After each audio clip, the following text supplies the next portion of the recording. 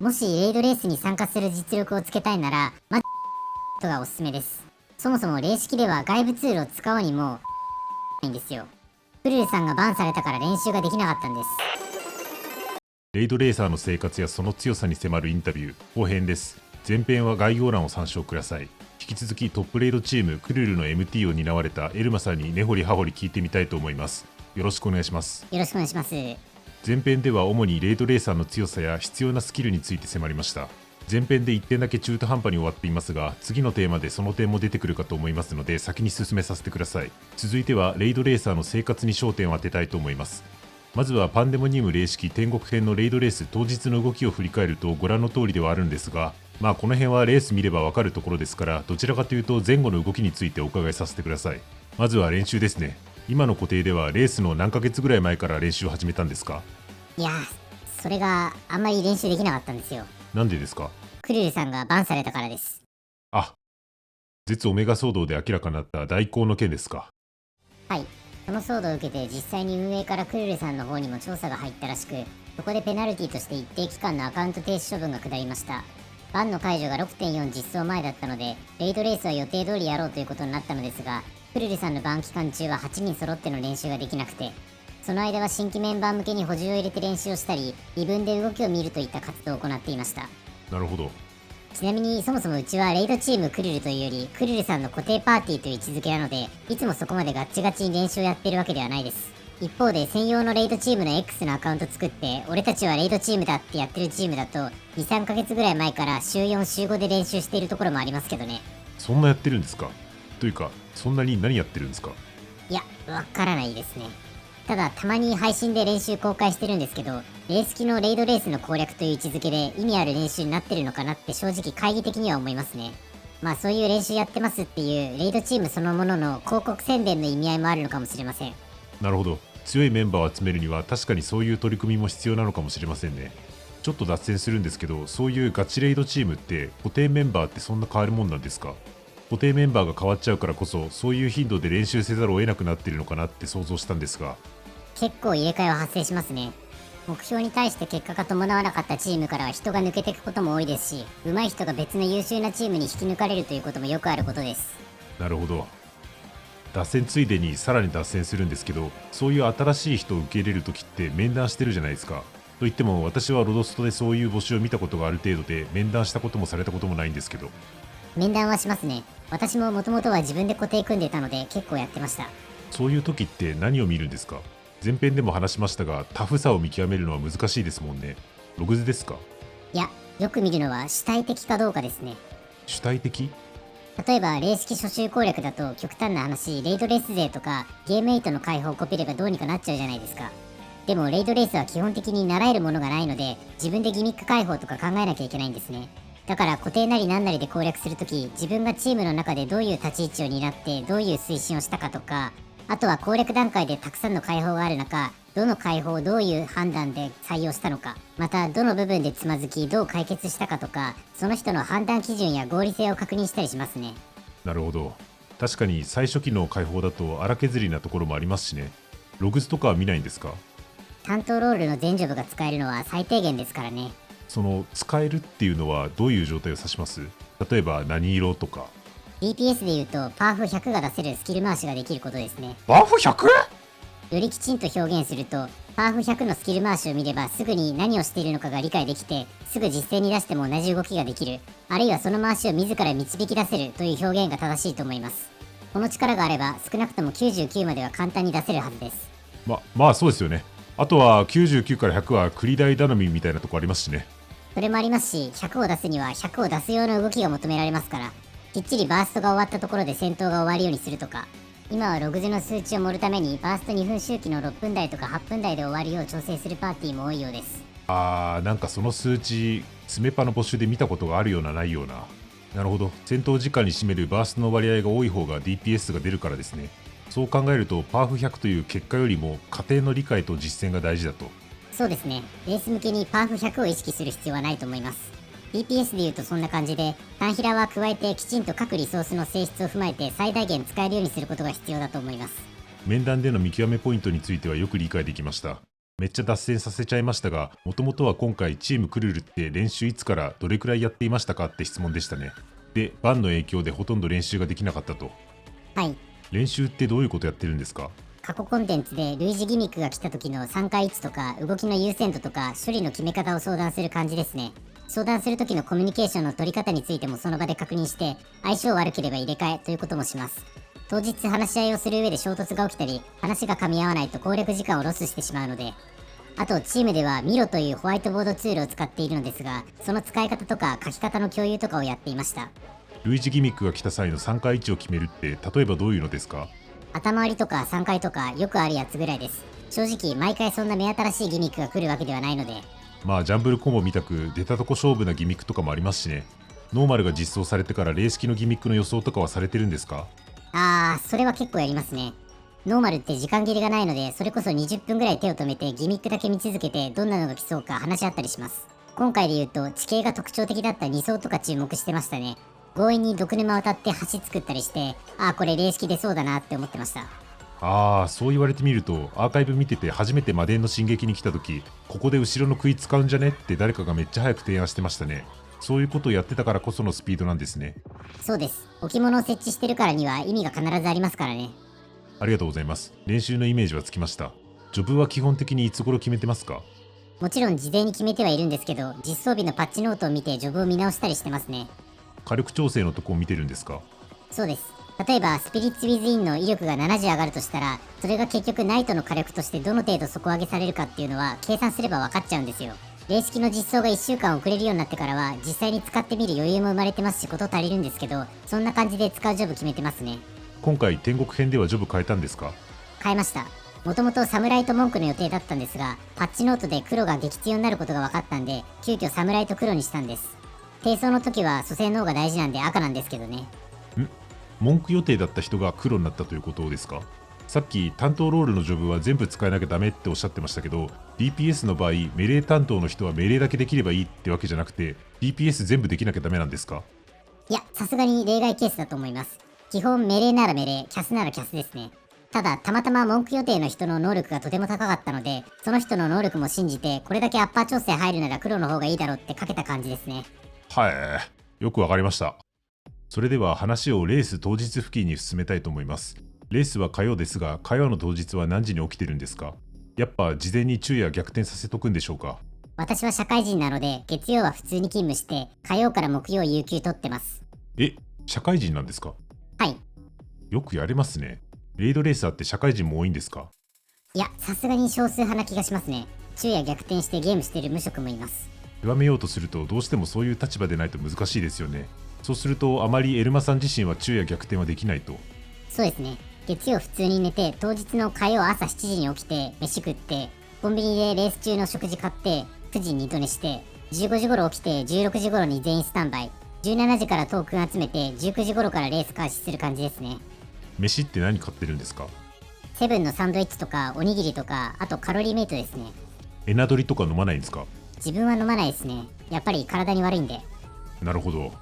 その代わり、多いお茶をめっちゃ飲みます。緑茶にカフェイン入ってるんで、トイレも近くなっちゃうんですけど。もっとモンエナとかウィダーとか、あとは謎のレーションみたいなやつとか機能的なやつを想像してたので意外でした。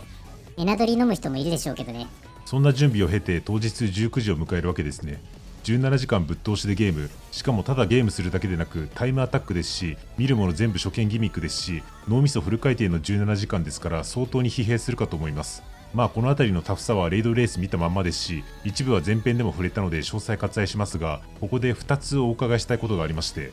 はい。1つはそもそもなんでレイドレースやってるんですかという質問です。というのも大きな金銭的社会的名誉があるわけじゃないじゃないですか。今回は有志からキーボードもらってたり、以前は公式からの祝福メッセージもありましたけど、言ってしまえばそれだけですし、あと何よりレースの公正さが保たれているわけでもないですし、そういう状況の中でなんでそんなストイックというか、もっと言うとまずいことやられてんのかなと素朴に思っちゃいまして。メンバーおのおのについてはわからないんですが、自分だけで言うと新作のゲームを早くクリアしたいという気持ちですね。家那さんも結構年いかれてると思うのでわかるかもしれませんが。なるほど、正直共感しちゃうとこありますね。 X とかに動画出ちゃってそれが目に入っちゃうより、まず自分の目で演出とかも見たいんです。あと単に他のゲームもやりたいからっていうのもあります。自分はパッチが出るたびにガッとやってやり終えたら別のゲームやるようなスタイルなので。レースに勝つというよりはできるだけ早くクリアしたい、結果としてレースにも勝ってればいいねというぐらいのノリということですね。その感覚はとても腹落ちします。ありがとうございます。もう一個お伺いしたかったのが、レイドレースにつきまとう話として外部ツールにも伺いたくて。はいはいはい。ここではディスコードや先ほど出たミロのようなものではなく FF14 のゲームプログラムに直接影響を与えるツールと定義します。まあこれでも直接ってなんだよってなるので不完全なんですけど、今別に厳密さを求めてないんで一旦これで。で、外部ツールやってますかっていう質問の無意味さは歴史が証明してますし、というか正直私個人は誰が外部ツールやってるやってないかとかは興味がないのでどうでもいいんですが、レイドレース当事者として外部ツールってまだまだ健在なんですか？その定義で言うと健在だとは思います。未だに海外の配信では UI の表示が変えられるものとかもよく見られますし、ただ正直レース機クラスのコンテンツでツール使って明確に有利になることはないと思うんですけどね。例えば確かにあるっちゃあるんですよ。不可視の AOE を発生させたり、アビリティをあらかじめ決めたタイミングで自動的に押してくれたり、基礎コンボがワンボタンを押してるだけで全部回るようなやつとか。ただ結局その挙動も 100% 完璧ではないので、結局自分でちゃんと正確に動かせるようにしないといざという時困るのは自分なんですよね。なるほど。ツール使うと100点が取れる挙動が難しくなっちゃうっていうのは直感的にそんな気がしますね。マクロ使ってもそんな感じですし。というのもありますし、レース機のような短期のレースだとそもそもツールの実装が間に合ってないという話もあります。そういえばなんかリリース直後のログズが動かない期間は平和だとか馬取りで見たことあるな。ログズと同じでツールもその開発者がパッチのリリースにアジャストする時間が必要なんですね。そうなんです。まあ、霊式だとそうって話であって、絶のようにクリアに 1,2 週間かかるやつだとちょっとわかりませんね。現にズームハックもありましたし。なるほど。外部ツールを使う意義が薄いというか、そもそも使えないというか、そのあたりの理屈については納得できました。ありがとうございます。まあ外部ツール話は多分この先も一生つきまとい一生こすられ続けると思うのですが、今興味があった点についてはとても腹落ちできました。最後にレースクリア後について伺いたいんですが、クリアした後って何してるんですか？クリア直後はクルルさんが配信対応で抜けちゃうので7人で喜んでますね。なんじゃそりゃ。今回は木曜の夜にクリアしたので、クリア後は動画だけアップロードして翌日は普通に出勤。帰宅後に他のチームの配信を3つ4つ同時に見て楽しんでました。このチームもうすぐクリアできそうだぞとか、このチーム雰囲気悪くなってんぞとか、天国編もとか配信中に大喧嘩してましたからね。そういうのをディスコードで共有してみんなで酒飲んで楽しんでますね。それはめっちゃ面白そうですね。反省会とかしてるんですか？いや、うちはしてないですね。終わったー、おっつーみたいな感じで、ドライですね。まあ、個々でしっかり反省ができればいいと思います。おっしゃる通りですね。ちなみにエルマさん的に天国編で反省点はあるんですか？レース後半がもうちょっとやれたかなと思いますね。1、2走は割とギミック解放を検討するのも主体的にできたと思うんですけど、3走は攻略の方が優秀すぎて従うだけでクリアできちゃったのと、4走も休憩までしちゃったのでちょっとダラッとしたかなと。なるほど。ありがとうございます。まあそれぐらい肩の力抜いてた方が結果的にうまくいくこともあるので評価が難しいですね。さてまだまだ話はつきませんが、そろそろ締めに向かいたいと思います。まずはレイドレースを見る人向けになんかこういう見方をするとより楽しめるよみたいなのがあれば教えていただけませんでしょうか？配信を見るときはいろんなチームの配信を見比べてみるといいと思います。一回ワイプしちゃうとそのギミックまでまたたどり着くのに時間かかりますし、あとチーム内の進め方とか雰囲気も全然違うんですよ。チームクルールだとリーダーのクルールさんは配信対応してて、たまにギミックの話が抜けるぐらい緩くやってます。確かにアーカイブ見ててもクルルさんクルルさんって他の人に言われてるシーンが多々ありましたね。そうそう。一方で別のチームだと逆にチームリーダーが8人のメンバーにそもそも入ってなくて、ギミックの解析とか指示とかに徹してるところもあるので。そういうチームもあるんですか？確かにギミックだけじゃなくてチームのフォーメーションなり雰囲気なりに注目するのもまたレイドレースの楽しみと言えそうですね。ありがとうございます。それともう一つ、レイドレースに参加したいけどまず何をすればいいかわからないという人がいたとしたら、エルマさんはどう助言しますか？その人が霊式初週攻略できるぐらいの実力はある人だとして。私ならどこかのチームに入るのではなく、まず自分が固定を組んでみることをお勧めしますね。私も今回はクルルさんの固定に参加しましたが、もともと自分で固定を組んでました。これまでの話にも絡みますが、受動的な姿勢だとレースではなかなかパフォーマンスが出ないので、そういう意味でもおすすめです。自分で人を集めると、例えばどういう人は良くてどういう人はまずかった、合わなかったとかっていうのも見えてきますし、チーム運営として何が良くて何がまずかったかっていうのもわかると思います。で、その後にどこかのチームに入ると、このチームやばいとか、このチームいけそうとかっていうのもより直感的に感じ取りやすくなりますし、初回の固定の結果がどうであれ自分の血肉になると思いますね。なるほど。ありがとうございます。なんかこのインタビューを通じて思っているのが、FF14 のレイドレースのコツについて聞いてるつもりが、なんかいちいち人生経験にも通じる話になってるなと感じました。すべての道は通じてるんですね。通じてますね。